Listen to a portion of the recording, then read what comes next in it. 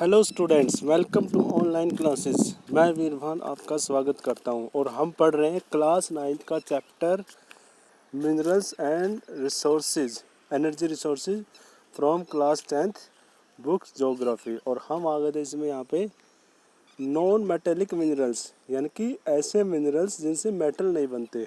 अब तक हमने उन मिनरल्स के बारे में पढ़ा था जिनसे मेटल का निर्माण किया जाता है।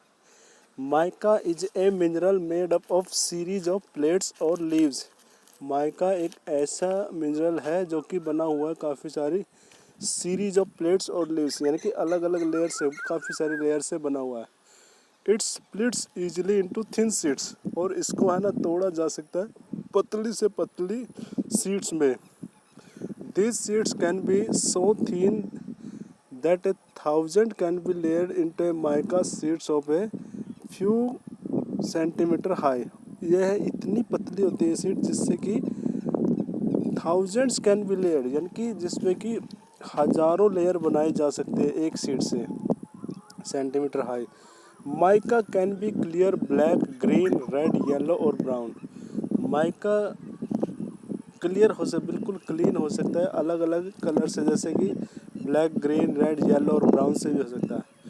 Due to it's excellent dielectric strength, lower power loss factor, insulating properties and resistance to high voltage, mica is one of the most indispensable minerals used in electric and electronic industries. क्योंकि इसके अंदर excellent electric strength होती है, जिसमें low power loss factor होता है, insulating properties होती है और वोल्टेज को भी रेजिस्टेंट कर सकता है। इसलिए mica is the one of the most indispensable minerals use in electric and electronic industry. तो इसलिए इसको इलेक्ट्रिक और इलेक्ट्रॉनिकल इंडस्ट्री में यूज किया जाता है, इसके बगैर वहाँ पे काम ही नहीं चलता।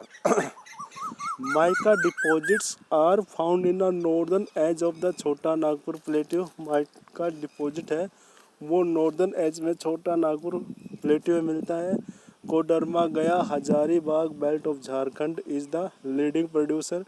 और कोडरमा गया हजारीबाग बेल्ट है जो कि झारखंड में वो की लीडिंग प्रोड्यूसर है, यानी कि सबसे ज़्यादा प्रोडक्शन होता है इसका वहाँ पे। In Rajasthan the major mica producing area is around Ajmer. Rajasthan में अजमेर नाम का जो एरिया है वहाँ पे ज़्यादा माइका का प्रोडक्शन किया जाता है। Nellore mica belt of Andhra Pradesh is also an important producer in the country. Andhra Pradesh में नालौर नाम का जो एरिया है वहाँ पे भी माइका का प्रोडक्शन किया जाता है।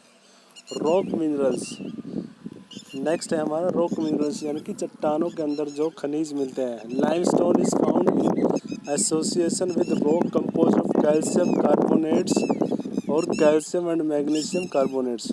लाइमस्टोन है जो कि पाया जाता है रॉक्स के एसोसिएशन में, जो कि बना हुआ होता है किससे, कैल्शियम कार्बोनेट से और कैल्शियम एंड मैग्नीशियम कार्बोनेट से। It is found in sedimentary rocks of most geological formation, और यह पाया जाता है ज़्यादातर कहाँ पे, सेडिमेंट्री रॉक्स में, जिसमें जियोलॉजिकल फॉर्मेशन की जाती है।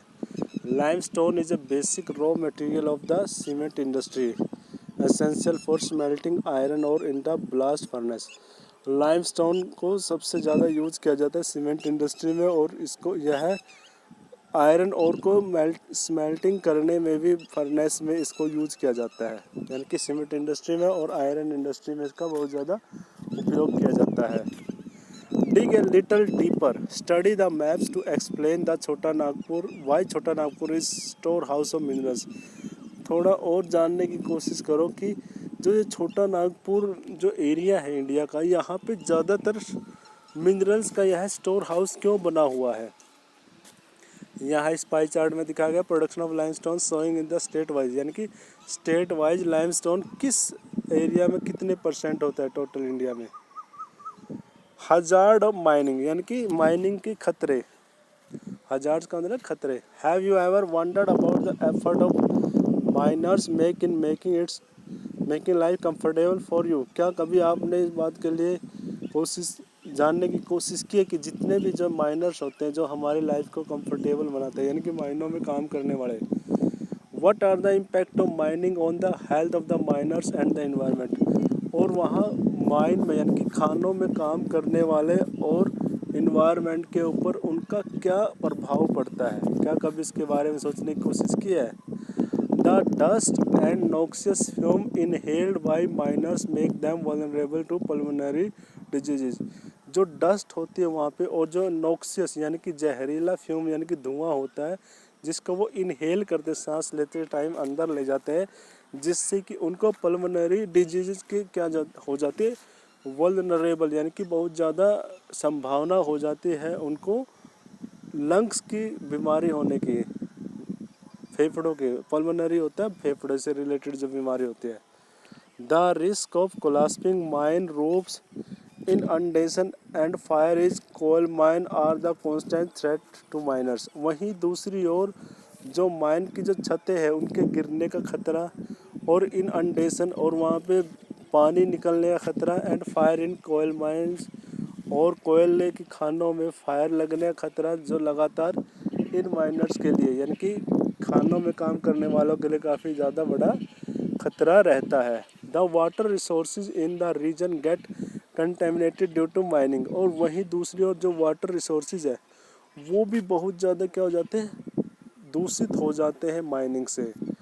Dumping of waste and slurry leads to degradation of land. और वहीं दूसरी ओर जो वेस्ट को डाला जाता है खुले में और स्लरी लीड्स क्या होता है जिससे कि लैंड डिग्रेडेशन हो जाता है, सॉइल डिग्रेडेशन हो जाता है and increase in stream and river pollution, जिससे भी क्या होता है नदियों में और नहरों में पोल्यूशन की मात्रा बहुत ज़्यादा बढ़ जाती है।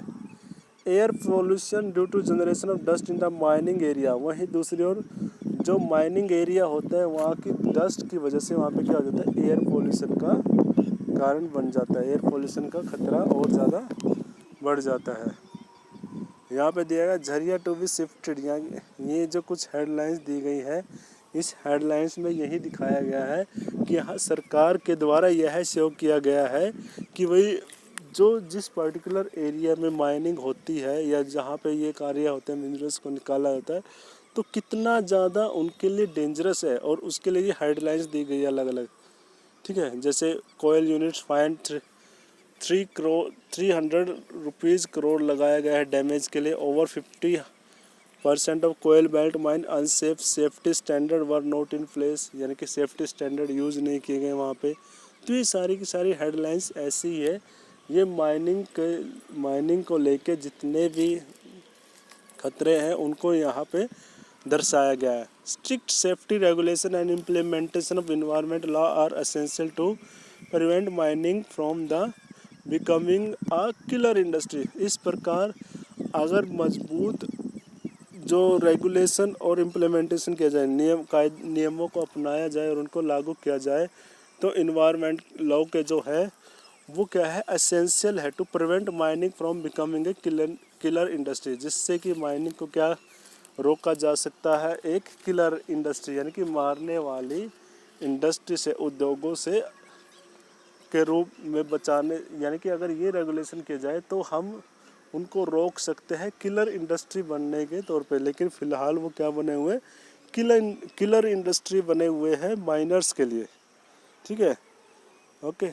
नेक्स्ट कल हम पढ़ेंगे कंजर्वेशन ऑफ मिनरल्स, यानी कि इन मिनरल्स का अब तक हमने मिनरल्स के बारे में पढ़ा है, कल हम पढ़ेंगे इनका संरक्षण, यानी कि कंजर्वेशन का मतलब संरक्षण करना यानी कि सुरक्षा करना, वो कितनी आवश्यक है उसके बारे में हम कल पढ़ेंगे हम।